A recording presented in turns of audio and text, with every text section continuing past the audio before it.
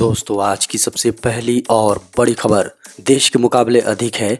झारखंड में लड़कियों में बाल विवाह की दर। गृह मंत्रालय के महापंजीयक और जनगणना आयुक्तालय द्वारा किए गए हालिया सर्वेक्षण के अनुसार झारखंड में लड़कियों के बालिग होने से पहले उनका विवाह करने का प्रतिशत 5.8 है। सर्वेक्षण के अनुसार राष्ट्रीय स्तर पर 18 वर्ष की उम्र से पहले विवाह करने वाली लड़कियों की प्रतिशत 1.9 है, जबकि केरल में यह 0.0 है और झारखंड में 5.8 तक है।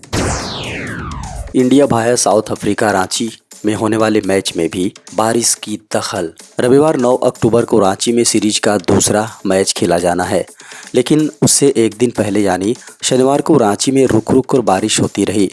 इतना ही नहीं, रविवार को भी बारिश का अनुमान जताया गया है। रांची के जेसी इंटरनेशनल स्टेडियम में रविवार को भारतीय टीम 3 मैचों की सीरीज में बराबरी करने के लिए उतरेगी। 12 अक्टूबर से शुरू होगा आपकी योजना आपकी सरकार आपके द्वार कार्यक्रम। झारखंड में हेमंत सोरेन सरकार के 3 वर्ष पूरे होने के मौके पर आपकी योजना आपकी सरकार आपके द्वार कार्यक्रम को 12 अक्टूबर से शुरू किया जाएगा। खबरों को माने तो कार्यक्रम का आयोजन 2 चरणों में होना है। पहला चरण 12 से 22 अक्टूबर तक और दूसरा चरण 1 से 14 नवंबर तक चलेगा।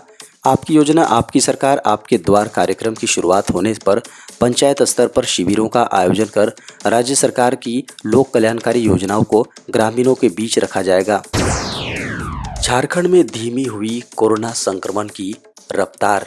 झारखंड में कोरोना संक्रमण की रफ्तार अब धीमी हो गई है। झारखंड में कोरोना के महज 56 मामले बचे हुए हैं। झारखंड स्वास्थ्य विभाग से जारी आंकड़ों के अनुसार झारखंड में अब तक हुए कुल 2,27,69,837 सैंपल जांच में 4,42,384 सैंपल में कोरोना का संक्रमण मिला है। इन संक्रमितों में 4,36,998 लोगों ने कोरोना को मात दे दी, जबकि 5,330 लोगों की मौत कोरोना के कारण से हुई है।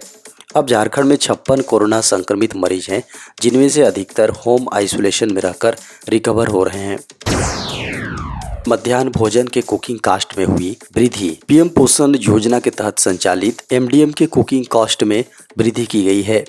1 अक्टूबर से कक्षा 1 से 5वीं के बच्चों के लिए 5 रुपये 45 पैसे व कक्षा 6 से 8 के लिए 8 रुपये 17 पैसे दिए जाएंगे। इसको लेकर केंद्र सरकार की ओर से अधिसूचना जारी की गई है।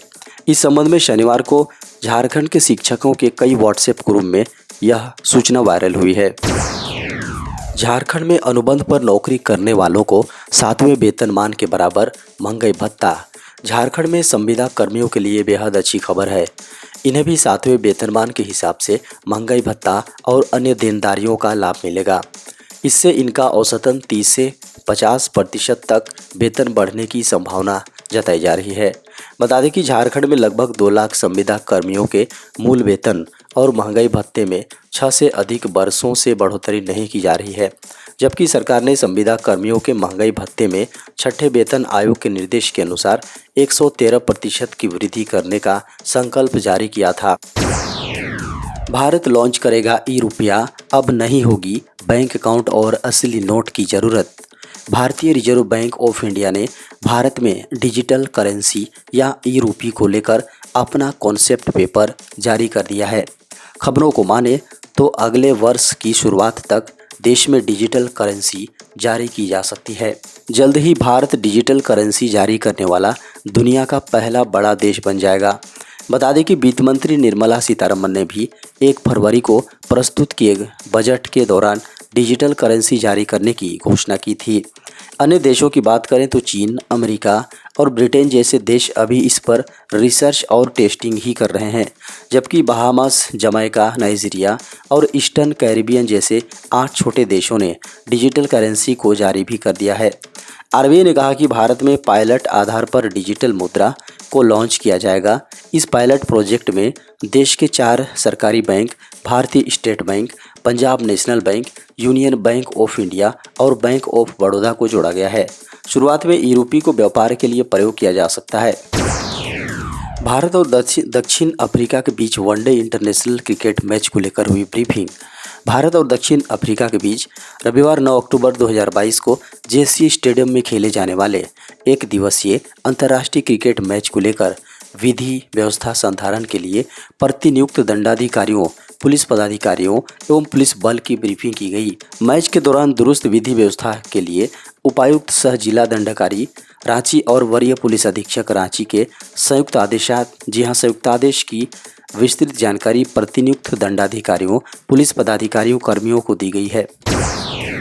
सावित्रीबाई फुले किशोरी समृद्धि योजना से झारखंड में लड़कियों को मिलेगा लाभ। झारखंड सरकार अब झारखंड की किशोरियों को नया योजना के लिए लाभ देगी। इसके लिए प्रयास शुरू किए जा चुके हैं। झारखंड के जिलों के उपायुक्तों को इसको लेकर आदेश जारी किया जा चुका है। कई जिलों ने इसकी शुरुआत भी कर दी है। साथ ही इस नई योजना के बारे में बताना भी शुरू कर दिया गया है। खबरों को माने तो 8वीं और 9वीं क्लास में पढ़ने वाली लड़कियों को 2500 रुपये का आर्थिक लाभ मिलना है। वहीं 10वीं, 11वीं और 12वीं में पढ़ने वालों को 5000 रुपये तथा इसके बाद 18-19 वर्ष की आयु पूरी होने पर 20,000 रुपये का एक मुश्त अनुदान मिलेगा। योजना का लाभ लेने के लिए आवेदन करने वाले को अपने नज़दीकी आंगनबाड़ी केंद्र से संपर्क करना होगा। झारखंड में महंगी हो सकती है बिजली। झारखंड में बिजली महंगी हो सकती है। राज्य विद्युत नियामक आयोग ने बिजली की दर को वृद्धि संबंधी बिजली वितरण निगम के प्रस्ताव पर स्पष्टीकरण मांगा है। आयोग को सौंपी गई रिपोर्ट में बिजली वितरण निगम की वार्षिक रिपोर्ट में कुल 6,500 करोड़ रुपए का नुकसान दिखाया गया है, जिसके कारण पिछले 2 वित्तीय वर्ष में बिजली दर में वृद्धि नहीं होने को कारण बताया गया है। झारखंड बिजली वितरण निगम ने चालू वित्तीय वर्ष में विद्युत नियामक आयोग द्वारा बिजली टैरिफ पर निर्णय नहीं लेने के कारण कुल 1800 करोड़ रुपए का नुकसान दिखाया है। कुल मिलाकर बिजली वितरण निगम ने वित्तीय वर्ष 2022-23 में कुल 9,000 करोड़ का खर्च दिखाया है। नियामक आयोग की जांच में इस पर सवाल उठाते हुए स्पष्टीकरण मांगा गया है। निगम इस पर अद्यतन रिपोर्ट पेश करेगा। इसको लेकर इसके लिए 1 सप्ताह का समय दिया गया है। मेटा ने 10 लाख यूजर्स को जारी की चेतावनी, 400 ऐप चुरा रहे लॉगिन डेटा। फेसबुक की पेरेंट कंपनी मेटा ने अपने 10 लाख यूजर्स को एक चेतावनी जारी की है। मेटा के अनुसार इन यूजर्स ने 400 फर्जी ऐप अपने मोबाइल फ़ोन में डाले हैं, जिनका मकसद उनकी फेसबुक लॉगिन डिटेल को चुराना है। कंपनी के अनुसार यह ऐप गूगल प्ले स्टोर और ऐप स्टोर दोनों पर ही मौजूद हैं।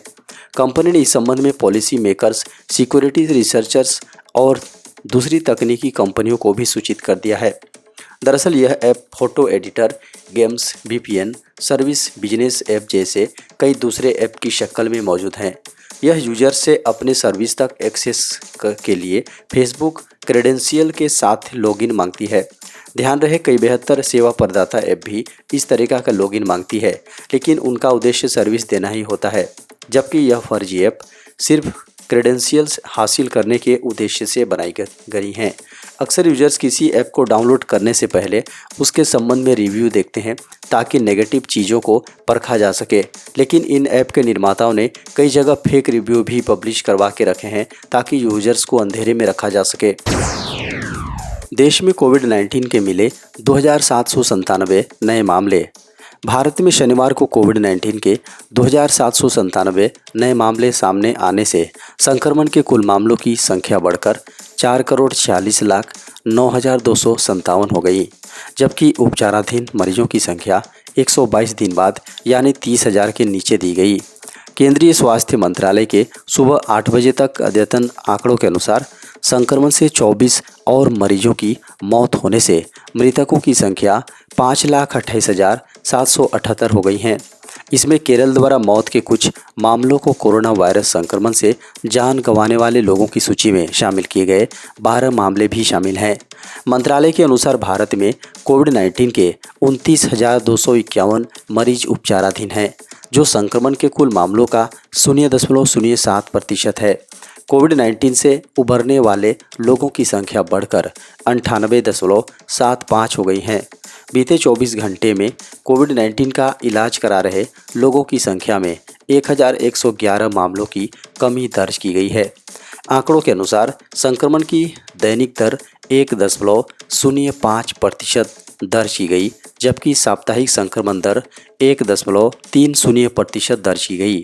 इस बीमारी से रिकवर होने वाले लोगों की संख्या बढ़कर 4,40,51,228 हो गई हैं, जबकि मृत्यु दर 1.19% दर्ज हो गई। दिवाली से पहले इन बैंकों ने एफडी की ब्याज दरों में किया इजाफा। Reserve bank of India RBI ने 30 सितंबर 2022 को लगातार चौथी बार अपने रेपो रेट में इजाफा किया है।